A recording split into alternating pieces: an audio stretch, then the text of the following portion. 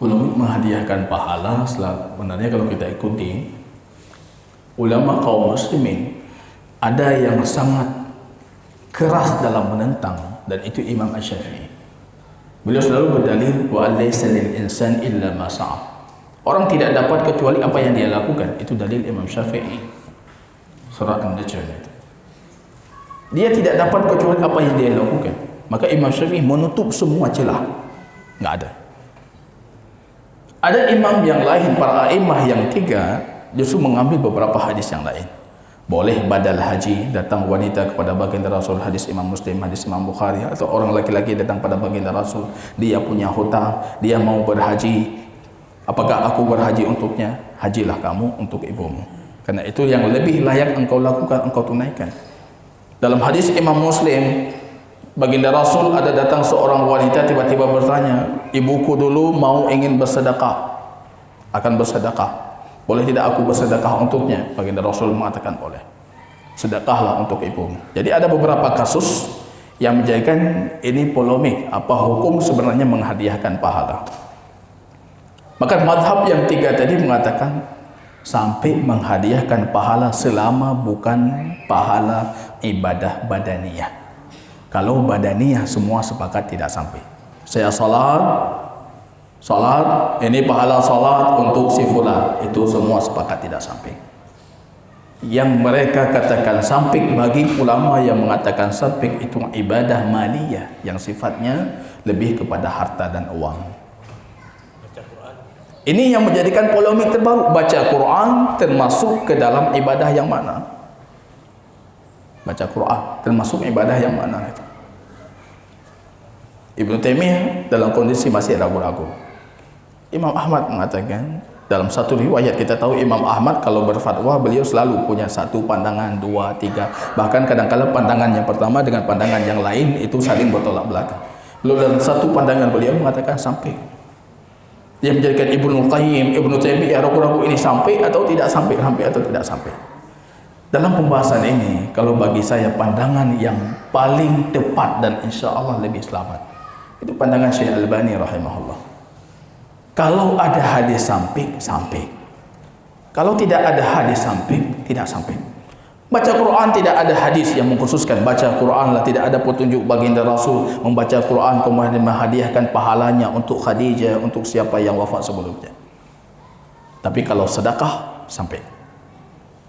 Saya bersedekah dan sedekah saya ini saya niatkan untuk si fulan. Walaupun bukan akarib, bukan bapak saya, bukan abang saya, tapi ada kawan saya, teman, orang yang saya kenal dengan kebaikan dan saya ingin memberikan untuknya kebaikan.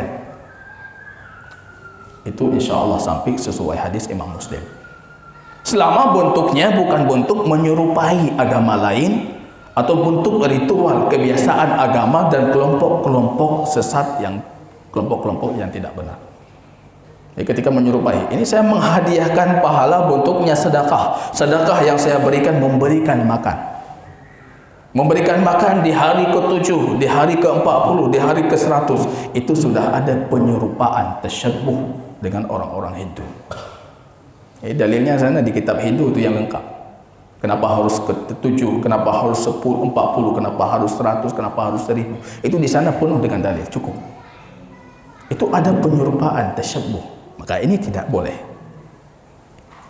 Kalau maaf saya katakan wafat orang tua saya, alhamdulillah Allah mudahkan saya dengan rezeki, saya panggil anak yatim datang ke rumah makan, tidak ada masalah. Tidak ada pengkhususan hari, tidak ada pengkhususan waktu, tidak ada pengkhususan tempat, tidak ada masalah insya Allah, karena ini masuk ke dalam sedekah. Jadi selama ada hadis sampai. Kalau tidak ada hadis, di sini kita tidak beranalogi, tidak melakukan kias, karena ini pembahasan ibadah. Terlepas dari ini maliyah bukan maliyah, bentuknya uang ataupun bukan uang, yang penting ada hadis. Kalau sedekah sampai. Tapi kita ikuti rambunya. Ada aturan umum dalam syariah kita. Kalau si mayit ini wafat, yang seharusnya membuat makanan itu ahlu jiran. Keluarga-keluarga, orang-orang kampung itu membawa makanan. Jangan sibukkan ahlu Ja'far, kata baginda Rasul. Jangan kalian sibukkan mereka dengan mempersiapkan makanan ini itu. Tapi karena mereka sedang dilanda musibah kematian Ja'far, kita buat makanan bawa. Dia akan datang tamu ahlul mayit, akan datang keluarga dari jauh, akan datang tamu, pasti akan makan. Kita yang mempersiapkan makanan. Jangan sibukkan mereka dengan memasak. Ini baru terdengar suara tambu, bantu dengar suara tambu langsung ju.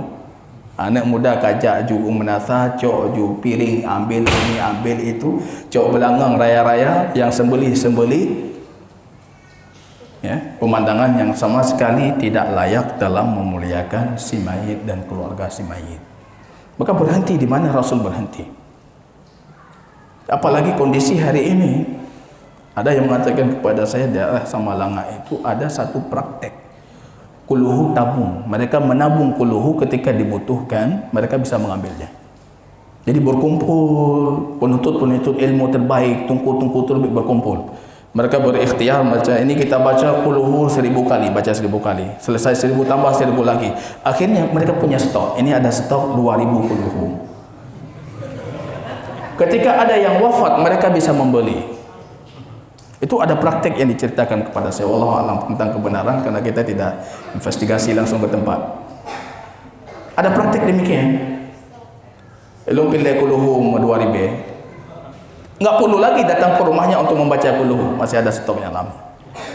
Jadi kalau kita menyerupai kebiasaan yang dibuat dalam agama Nasrani, membeli kartu pembebasan dari api neraka. Jawab pendeta tahlung thi'un. Yuk thi'un. Pendeta akhirnya membuat kartu ini jadi ajang bisnis. Makin murah, banyak diskon, makin ramai. Banyak diskon makin ramai. Ya kenanya thi'un je 2000. Kita jangan bermain-main di ranah, apalagi ranah-ranah yang tidak disyariatkan.